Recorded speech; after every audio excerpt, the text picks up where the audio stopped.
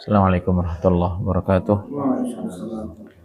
Alhamdulillahirabbil alamin wa nasta'in ala umuri dunya waddin. Shalatu wassalamu ala asyrafil anbiya'i wal mursalin sayyidina wa maulana Muhammadin sallallahu alaihi wa ala alihi wa sahbihi man tabi'ahum bi ihsan ila yaumiddin. Amma ba'd. Subhanaka la ilma lana illa ma 'allamtana innaka antal alimul hakim. Ishrah li sadri wa yassir li amri wa hlul 'uqdatam min lisani yafqahu qawli. Rabbi yassir wa la tu'assir rabbi tamim bi khair. Allahumma la sahlan illa ma ja'altahu sahla wa anta taj'al hazana idza syi'ta sahla. Kun lana wa la takun alaina wa la takilna ila anfusina tarfata 'ain wa la aqalla min dhalik wa la tanza' minna salihan ma a'taitana wa zidna min تصاحب في السفر والخليفة في الأهل والمال. الفاتحة.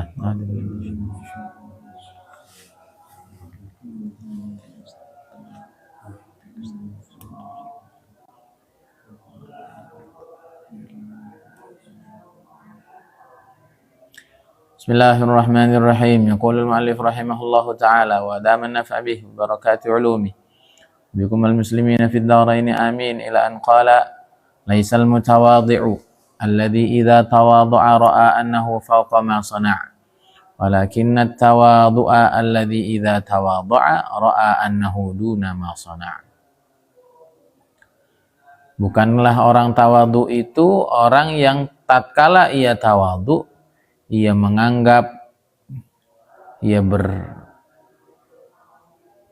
ia memiliki persepsi bahwa dia lebih dari apa yang sudah dia kerjakan.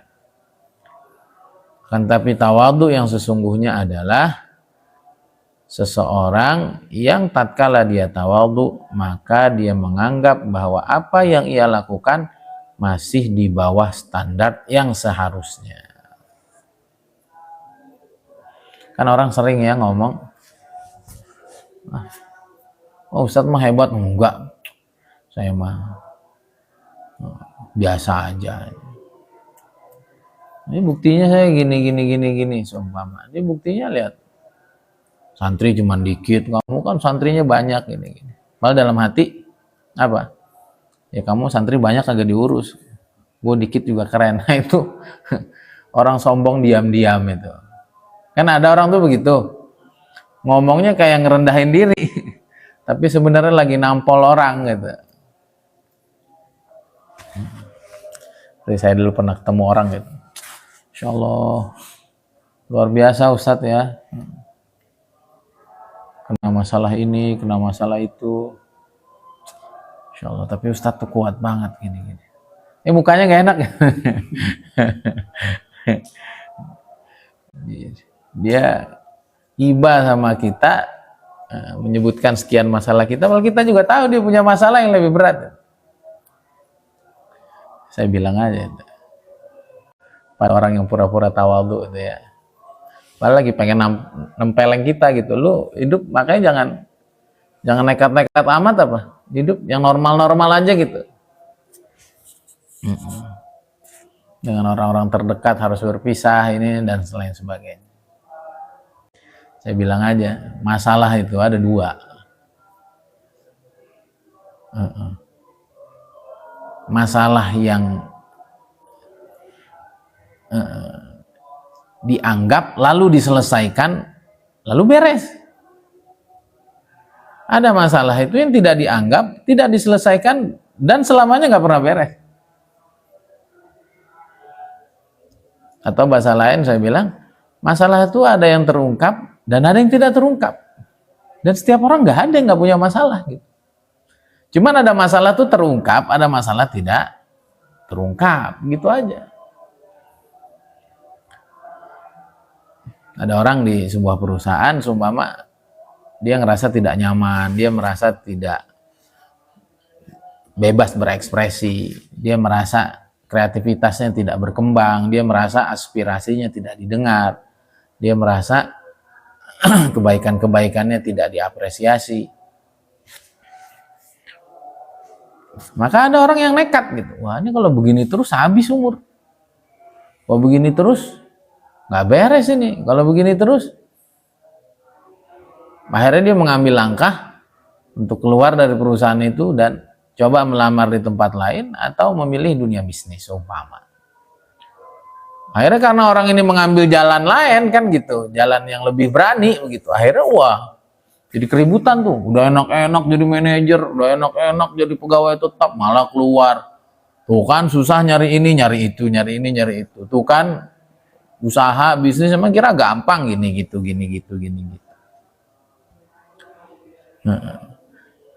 Nah, orang-orang yang ada di perusahaan itu, menganggap orang ini tuh dalam masalah besar gitu. Padahal orang ini ya dalam masalah, tapi dia mendapat pengalaman baru, dia mendapat ilmu baru, dia mendapat pengetahuan baru. Kalaulah langkahnya salah gitu kan, dia mendapat pengalaman yang besar bahwa sebelum melangkah ke satu sektor baru itu perlu dipersiapkan ini dan lain sebagainya. Tapi yang dianggap masalah sama orang kebanyakan ini, padahal ini orang ya sama nasibnya kayak dia gitu. Gajinya pas-pasan, diomelin, dibinatang-binatangin, sikut kanan, sikut kiri, ya enggak. Kerja sampai malam, ya, macet-macetan tiap hari, ya, kurang waktu dengan keluarga. Ya. Udah begitu nanti kalau ada kekurangan apa, gaji dikurangi seumpama. Atau kerjaan ditambah, gaji nggak naik. Ini juga adalah masalah sebetulnya. Tapi orang sering tidak melihat ini adalah masalah. Kenapa? Nah, karena kebanyakan manusia itu hidup untuk mencari titik aman dan nyaman dalam kehidupannya. Ya, begitu orang udah. Lain halnya dengan orang-orang hebat, orang-orang sukses itu mereka selalu mengambil resiko. Ya, maka saya ada satu quotes tuh bagus ya. Rich is risk. Apa? Rich is risk. Kaya itu adalah resiko. Kalau nggak mau beresiko ya nggak kaya. Ya udah jadi pegawai aja. Ya udah nggak ada resikonya itu. Dakwah is risk. Dakwah itu resiko. Kalau mau tenang-tenang aja jangan dakwah, tapi lihat apa yang diambil oleh Nabi, jalur dakwah. Apa yang diambil oleh Nabi, jalur usaha. Apa yang diambil oleh Nabi, jalur amar ma'ruf nahi munkar, orang seneng nggak seneng. Jadi kalau dianggap masalah itu ketenangan hidup berjalan normal itu adalah bukan masalah gitu. Ya maka hanya orang-orang yang terkena masalah dan masalahnya terungkap dan diketahui saja yang punya masalah. Enggak, semua orang itu dalam masalah. Nah, kita harus bisa mengidentifikasi masalah itu dan kita harus mencari solusinya agar masalah itu beres. Jangan seperti kebanyakan orang, tahu itu masalah tapi daku mahadai. Dan mau gimana lagi? Udah begini, ya selesai. Hiduplah kamu seumur hidup dalam masalah. Ya, jadi begitu ya. Jadi orang tawadhu itu yang ketika dia tawadhu, dia melihat bahwa ketawadhuannya masih di bawah standar yang seharusnya. Bukan orang yang saat dia tawadhu, bahwa dia punya perasaan di dalam hatinya, punya keyakinan bahwa saya tidak seharusnya seperti ini kan, seumpama kita di majma penting gitu. Kemudian kita disuruh duduk seumpama yang ada ruangan umum, ada ruangan VIP, ada VVIP. Kita ditaruh di VIP. Dalam hati, kemudian ucapan lidahnya Pak, udah. Biarin Pak, udah Pak, nggak usah di sana Pak, itu majelis khusus itu. Udah saya biar di ini aja. Saya biar di tempat orang umum aja. Enggak, Ustadz kan, udah kan Ustadz. Enggak. Dalam hati dia, lah, gue kayak gede nih. Gue ini orang lama dalam dakwah, gue ini punya andil besar nih dalam pembangunan. Jangan di VIP lah, VVIP harus. Mau ditempatin di VIP, mulutnya ngomong apa? di umum aja, hatinya di VVIP. Ini orang ini nggak tahu siapa. Itu nama orang bukan tawadhu yang hakiki. Tawadhu hakiki, kalaulah dia ditempatin. Sumpama, Ustaz, enggak, saya biar sini. Enggak, biarin saya biar di tempat umum aja. Bahkan dalam hati dia apa? Ya Allah, kok masih bisa dipanggil di ijtima? Kok masih bisa dipanggil di perkumpulan orang soleh ini? Ya Allah, kalau mereka tahu kebejatan saya, kalau mereka tahu kemaksiatan saya, kalau mereka tahu hancurnya hati dan amal saya, tentu jangankan di sana, di sini pun saya mungkin gak diterima.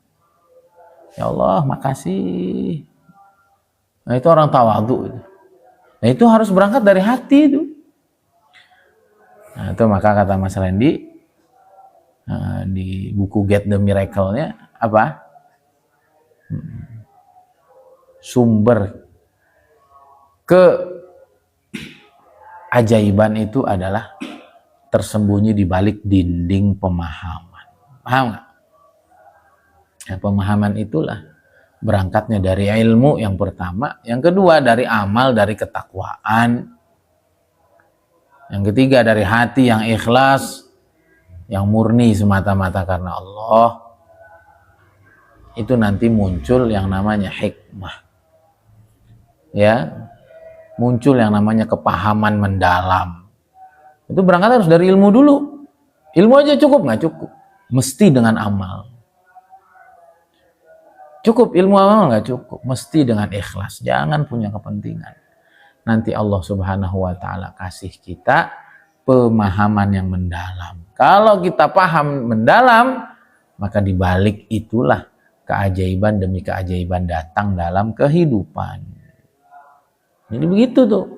Jangan menilai diri kita dengan kacamata orang. Pandanglah diri kita dengan kacamata diri. Bahkan dengan kacamata Tuhan. Kita ini siapa sih, Nuk? Marah-marah sama orang. Ini lah. Elah, air mani jalannya belagu. Kan gitu harusnya. Sesuatu yang apa? Hinu minad dahri lam yakun syai'an madhkura. Dulu kita ini gak ada sebutannya tuh. Sebut cabai kagak. Kita campuran banyak hal. Nah, kalau kita pakai kacamata Allah, nggak akan ketipu kita. Dulu kita ini bukan siapa-siapa, bukan apa-apa. Bahkan kata Allah, khuliqal insanu wa khuliqal insanu dha'ifa. Fa idza huwa khasimun mubin, zaluman jahula. Kata para malaikat apa kita nih? Taj'alu fiha ma yufsidu fiha wa yasfikud dima. Rendah banget kita tuh dalam kacamata Allah Subhanahu wa Ta'ala.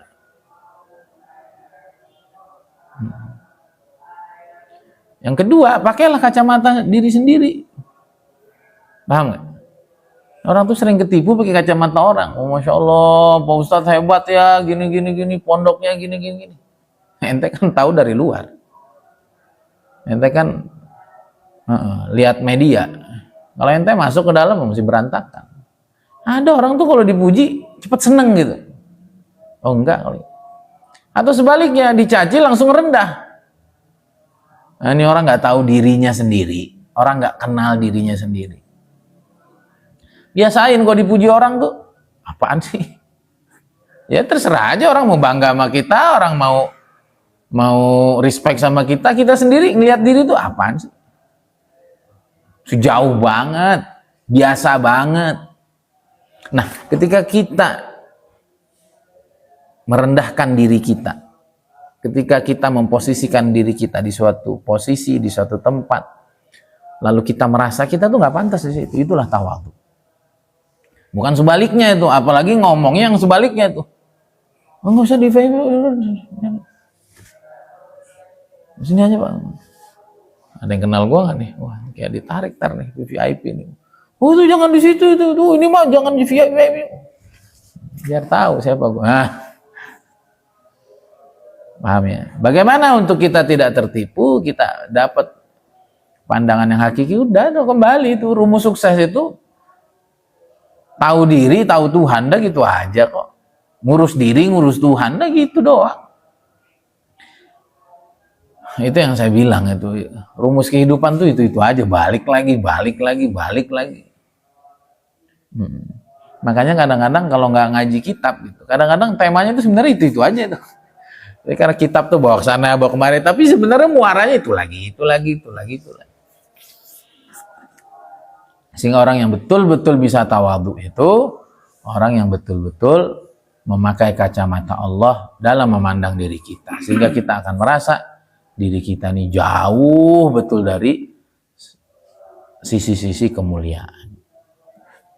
Kemudian yang kedua ya tadi kacamata diri sendiri. Kita tahulah apa yang kita lakuin pas nggak ada orang, kita tahulah apa yang kita lakuin pas kita sendirian, kita tahulah apa yang kita lakuin dengan hati kita, dengan mata kita diam-diam, dengan telinga kita, dengan pikiran kita, dengan hati kita, waliyadzubillah dengan kemaluan kita. Udah tahulah kalau orang tuh kenal diri nggak bisa sombong kan. Ya orang isinya busuk semua itu. Yang ketiga, agar kita betul-betul tawadhu itu kita mesti kenal orang hebat. Kadang-kadang orang ngerasa hebat tuh karena nggak kenal orang hebat. Beneran ini. Maka Allah perkenalkan tuh orang-orang hebat di Al-Quran, Allah kenalkan tuh orang-orang hebat di dalam sirah, Allah kenalkan tuh orang-orang hebat dalam sejarah salaf. Baca. Ya, kadang-kadang kita nih kalau nggak punya perbandingan, akhirnya gitu kan. Kita baca sejarah orang soleh, Imam Abu Hanifah sumpah 40 tahun wudu sholat subuhnya dengan wudu sholat isya. Artinya malam itu nggak pernah tidur. Kalau tidur pun tidur yang tidak membatalkan. Kita disebut orang soleh lah. Malam nonton bola, tidur kagak bisa bangun asal tahajud, asal ada bola bangun. Gimana ceritanya? Asal main HP sampai jam 3.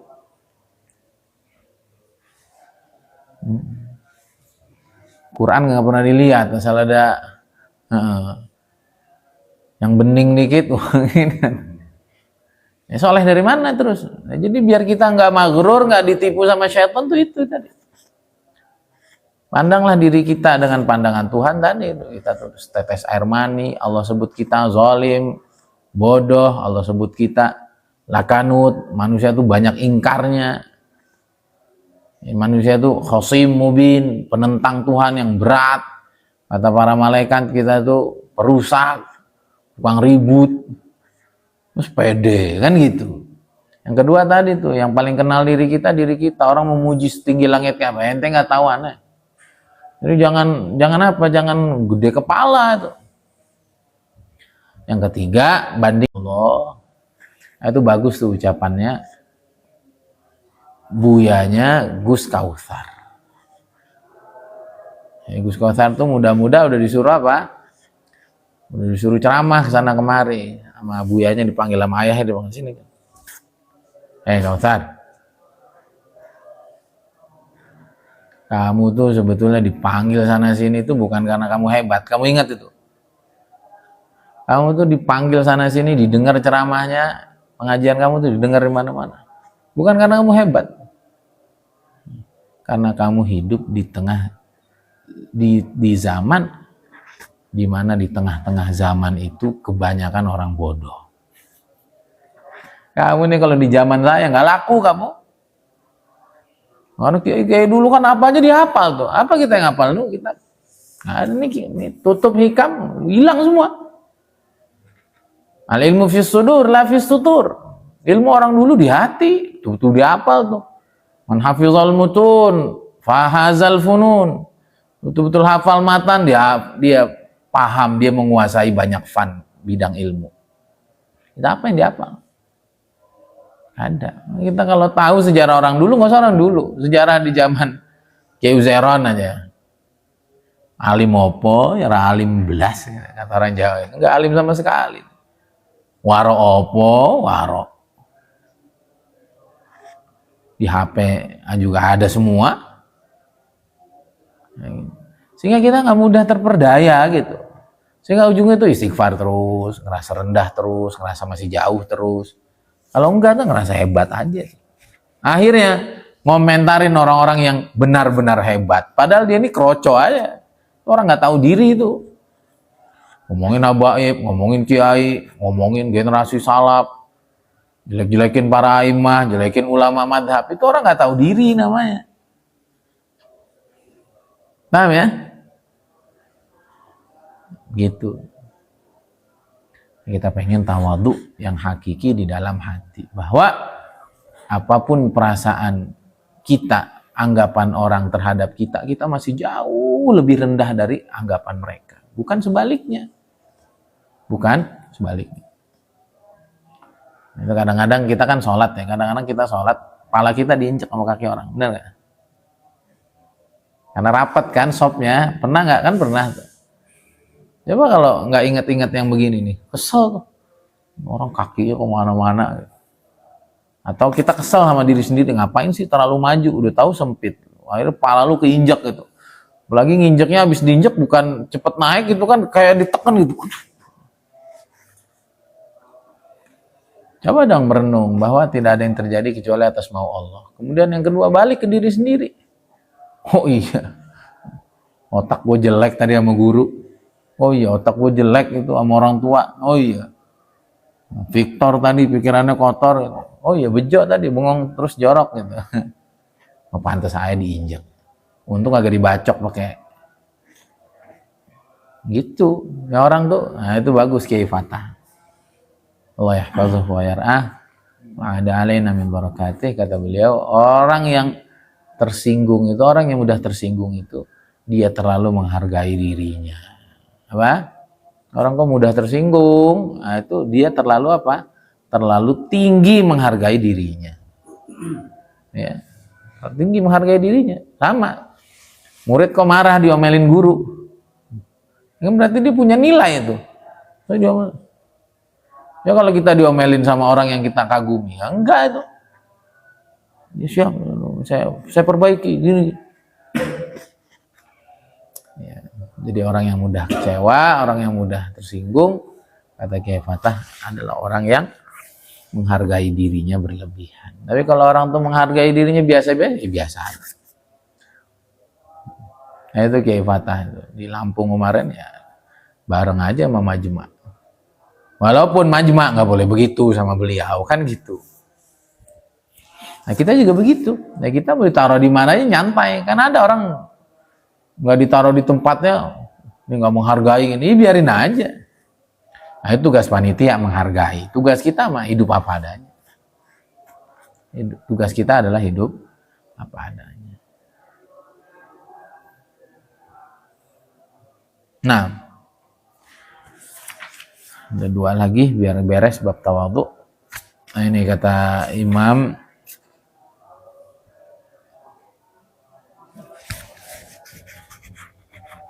Abil Hasan Ibnu Al-Karnabi bercerita tentang Syekh Junaid Al-Baghdadi. Sungguhnya ada seseorang memanggil beliau 3 kali untuk diundang makan.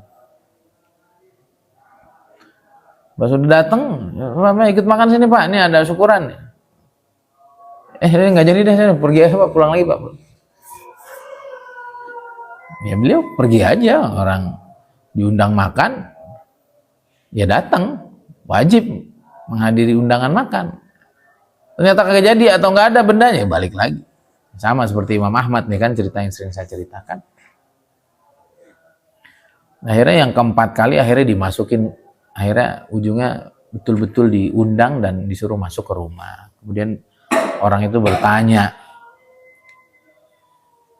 kenapa kok Tuhan ini nggak marah sama sekali diperlakukan begitu?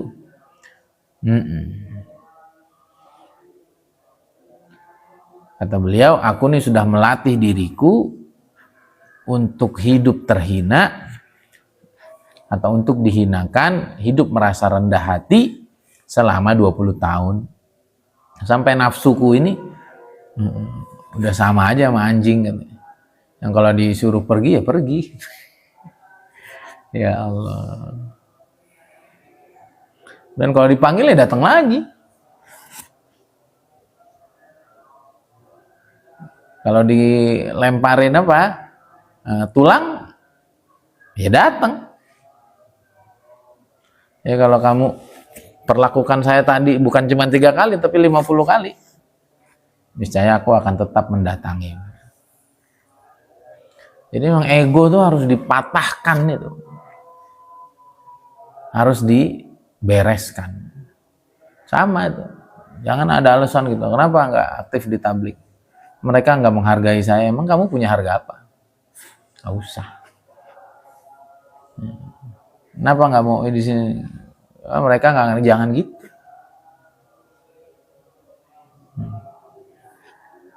Ya saya di tablik belum aja waktunya, itu aja.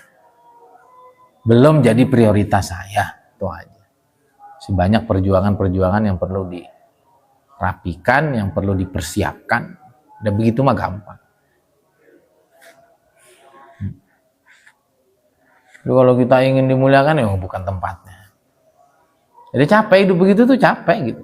Ngapain sih minta dihargain orang? Udah hargai aja diri sendiri. Kita juga orang lain menghargai. Kalau dihargai, kalau enggak juga nggak apa-apa. Ini kayak Alphard aja tuh. Dia kan menghargai dirinya aja tuh. Dia nggak sibuk dihargai sama orang. Alphard yang punya dari 5 juta warga Bandung semua cuma 500, dia juga nyantai aja. Kenapa? Yang selevel sama saya emang 500 orang itu.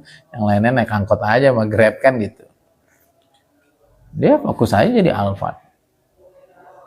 Yang beli cuma dikit emang kualitasnya gitu. Nggak dibeli sama orang ya saya tetap Alphard gitu. Ya kalau saya nggak mau karena saya tidak dimuliakan, karena saya tersinggung, karena mereka nggak. Itu makanya saya ngebangun komunitas yang bisa saya kawal aja. Nah, karena komunitas besar itu nggak bisa kita kawal. Jadi nanti mereka mau dengar mau enggak, mau ikut mau enggak, mau peduli mau enggak, mau menghargai mau enggak, saya udah punya pasukan. Gitu aja. Jadi orang tuh harus cerdas gitu. Orang tuh harus pandangannya tuh Allah, pandangannya akhirat, pandangannya jangka panjang. Strategi itu harus dimatangkan. Jangan apa-apa tuh lihat penilaian orang. Sama tuh. Ini kan saya udah dagang seminggu ini. Hari pertama tuh 40, naik lagi 60, 70, 80, udah 100 sekarang. Apa hikmahnya masih kecil? Yang baru mulai. Sabar aja. Ini enak kalau kita mandangnya Allah diri itu enak gitu. Yang ketiga bandingkan diri dengan orang gitu kan, yang udah jalan lebih dulu. Begitu doang hidup tuh. Ya. Sebenarnya kalau bukan karena kitabnya udah berhenti lama nih hikmahnya. Ya gitu-gitu aja maksudnya tuh. Insya Allah nggak akan tertipu. Kenapa belum banyak? Itu si Azmi ngitungnya masih banyak miss. Laku baru 60 yang nggak ada duitnya 5, kan repot. Jadi harus turun tangan saya kemarin gimana caranya. Dari awal dihitung dengan baik, di tengah-tengah dihitung, di akhir.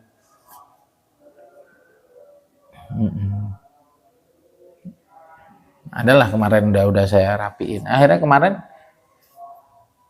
alhamdulillah semua keuntungan ada duitnya. Karena nggak ada untung nggak ada duitnya tuh. Tuyul udah kagak ada.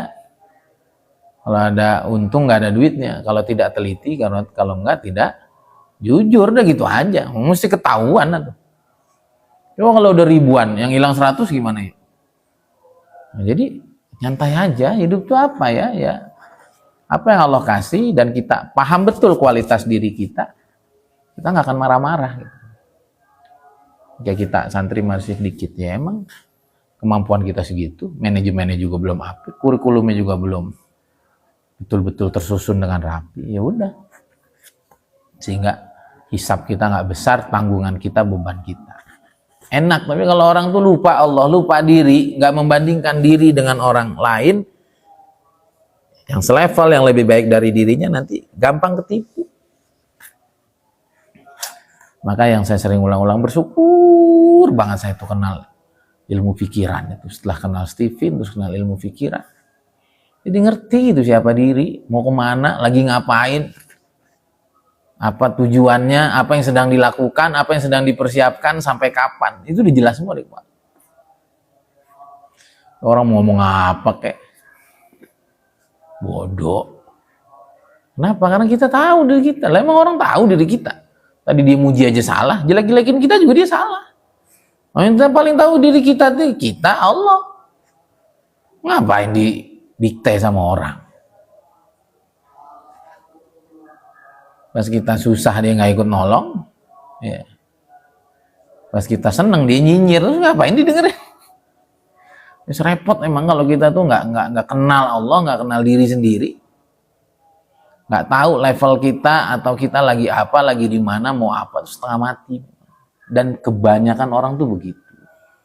Ngomong ini ikut, orang ngomong gini berhenti.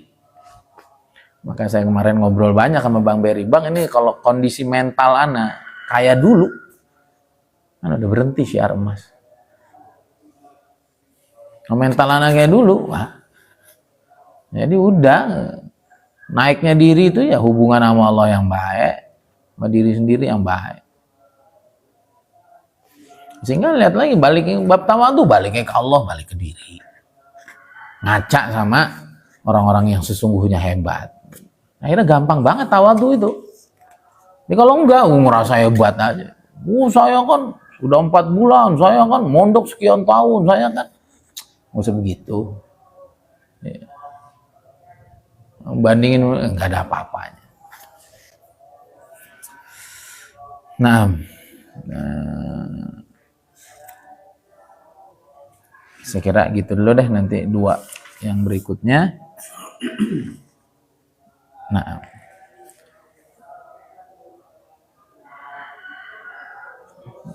udah berapa menit deh? Kira cukup, udah 40 menit. Hadza billahi taufik, subhanaka wa bihamdika, asyhadu an la ilaha illa anta astaghfiruka wa atubu ilaik. Assalamualaikum warahmatullahi wabarakatuh.